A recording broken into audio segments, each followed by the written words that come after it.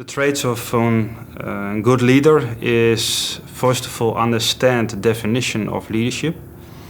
And if you understand the definition of leadership, you also understand that you got a big responsibility to your organization. So to become a good leader, you must lead by example. Learn first the skills and do the right things every day, day in, day out. And lead your organization, because you are the person that inspires the organization.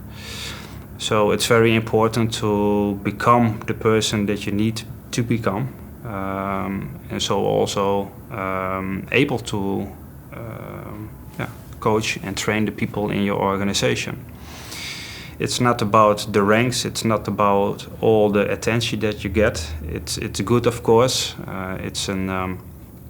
It's a complete celebration of the success of the organization, but it's very important that you be in a situation that you be humble and also leading the people that also want to become successful.